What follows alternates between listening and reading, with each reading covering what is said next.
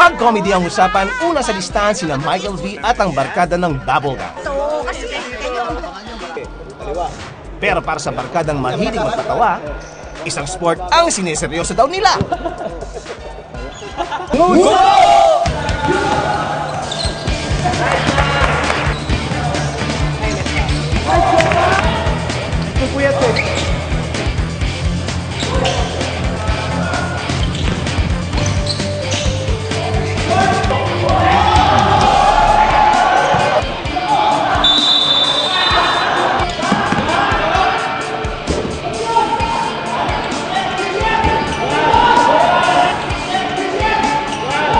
Almost 3 months na to every Sunday ginagawa namin. Ako kasi personally may may frustration ako sa basketball.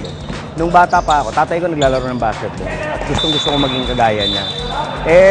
Nung mga times na yun na pinaglaro ako sa liga, medyo hindi maganda yung naging resulta, medyo sugatan ako. Naging frustration ko yun, neto lang ako nagkalakas ng loob na subukan with the right people, syempre. Nagpaplano ako nun for the new gang, ng Bubble Gang, na magkaroon ng bonding activity. So, eto, nakatulong sa aming lahat. Number 1, health purposes. Number 2, bonding ng grupo. Automatically, napagkukwentuhan kami. Sobrang advantage sa akin pag naglalaro ng mga pick-up games, mga Sunday ball, mga ganun. Kasi yung sa basketball varsity dati, everyday yung training, tinuturo sa inyo yung mga basics. Akala mo kasi pag basketball, yun lang yung mga moves, pero maraming mga basic moves na maging advantage para sa'yo.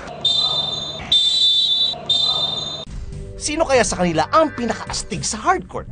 Si Juancho, magaling tumiming pag tumalon. Nung college kasi, college team ako. So, may gamay na ako sa basketball. Si Seth Cadiona, yan magagaling. Seth maganda yung 3 points sa Seth yun. Kasi sa layup, magaling si JC Tuseco. Pero napapalpal ko siya. Free throw ako. Perfect ko yung free throw kasi. Si Moy Moy ng Moy Moy Palaboy, si James. Surprisingly, for his size, for his build, hindi mo akalain na makakagalaw siya ng build. Si Paulo, magaling din. Normally, I play inside. Hindi ako outside shot. So, normally sa loob shot. Sino ang mga idol nila sa basketball? Gusto ko si Kobe Bryant dahil yung leadership niya. Si Derrick Rose naman, napakagaling na team player. So, pag pinag-combine mo yung Kobe Bryant at Derrick Rose na attitude towards the job that we do, I'm sure ma-accomplish mo maraming bagay. Yung pangatlo, ginagawa pa lang, Manny Pacquiao. Yan, susunod ko magiging idol. Number 17, pareho tayo, idol. Dwayne Wade. Bata pa lang ako, ina-idol ko. Forever Miami Heat fan ako.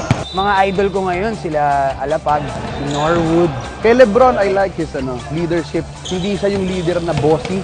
He's a very young leader. He's 29. Mas matanda pa ako sa kanya.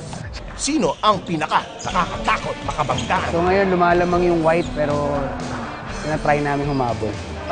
For me, si Arthur Solinap at saka si Juancho. Si Juancho kasi matangkad, si Arthur matangkad din. Pareho silang malaki, tapos pareho rin sila may shooting. Tsaka marunong sila gumamit ng size nila. Pagdating sa basketball, seryoso nga ba talaga sila? Nahihirapan sila eh. Kasi ang hirap daw pala tumakbo, ang hirap gumawa ng play habang tumatawa. Yung mga dayaan namin, puro hindi naman masakit, pero nakakatawa. Yun, those who want to get into sports, advice ko sa kanila, kailangan lang determined sila, tsaka may passion sila dun sa gusto nilang pasukin na sport. Kasi pag wala yung passion sa'yo, mga few trainings lang, pag napagod ka or sumakit katawan mo, aayaw ka na eh. Practice lang, continuous practice, cardio, exercise. Basta maging fit ka, marami kang magagawa. Just have fun.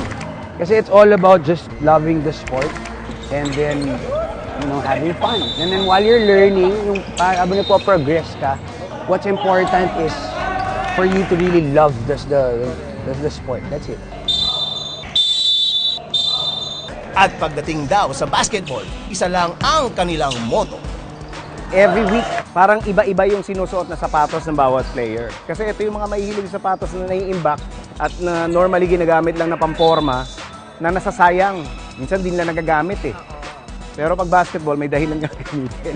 Kung hindi ka maganda maglaro, daanin mo lang sa forma. Yun yung namin eh. Isa yun sa mga payabangan namin eh. Oh. Nakascore ka ba? Hindi, pero ganda na sa Bobby score. Yan ang B-Ball Gang!